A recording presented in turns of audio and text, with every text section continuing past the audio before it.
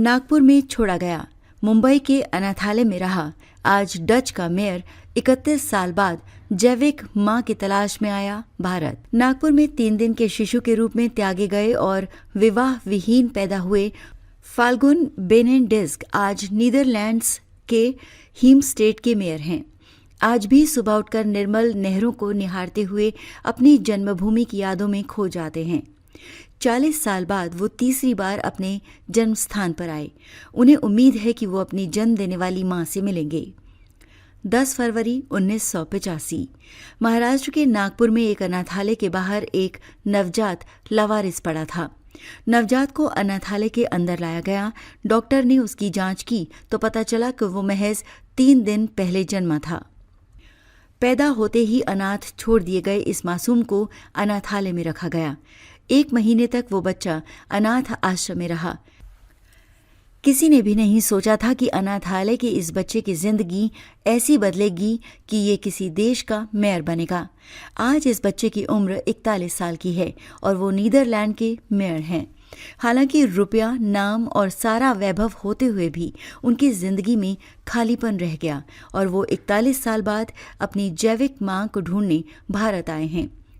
सरकारी रिकॉर्ड्स के अनुसार फाल्गुन का जन्म 10 फरवरी 1985 को हुआ था और 3 दिन बाद उनकी 21 वर्षीय अविवाहित मां ने उन्हें एमएसएस में सौंप दिया था।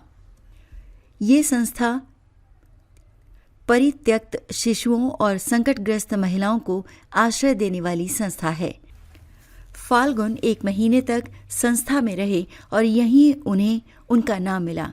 एक नर्स ने उनका नाम उनके जन्म के महीने फरवरी या फाल्गुन के नाम पर रखा, जो हिंदू पंचांग का अंतिम महीना है।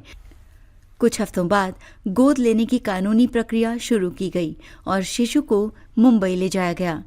कुछ हफ्तों बाद गोद लेने की कानूनी प्रक्रिया शुरू की गई और शिशु को मुंबई ले जाया गया, जहां एक डच दंपति ने उसे गोद ले लिया। वो उसे नीदरलैंड ले गए, जहां वो एक संपन्न परिवार में पला बढ़ा।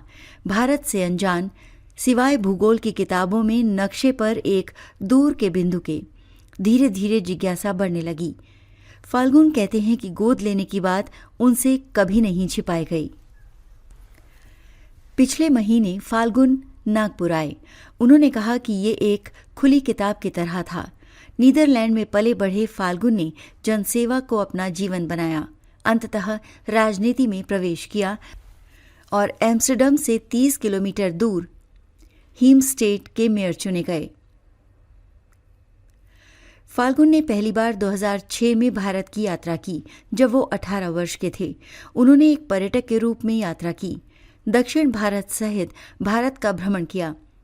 फाल्गुन कहते हैं कि उन्हें एक अजीब सी परिचितता का अनुभव हुआ। उन्होंने कहा कि लोग मेरे पास आकर हिंदी में बात करने लगते थे। वो मान लेते थे कि मैं भारतीय हूँ। उस यात्रा ने उनकी जड़ों के बारे में गहरी जिज्ञासा जगा दी। अंततः 2017 में फाल्गुन एक उद्देश्य के साथ भारत लौटे। इस बार वो नागपुर आए और मातृ सेवा संघ से संपर्क किया, इस उम्मीद में कि उन्हें अपने आत्मसमर्पण से जुड़े दस्तावेज मिल जाएंगे।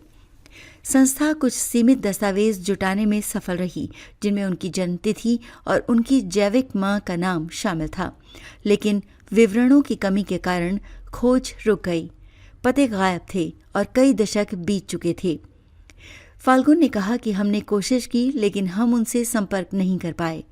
उस समय मुझे लगा कि शायद यही आखिरी मौका है। अगर आपको हमारी वीडियो अच्छी लगी हो तो वीडियो को लाइक करें और चैनल को सब्सक्राइब करें और ताज़ा खबरों के लिए जुड़े रहिए मुंबई हलचल के साथ।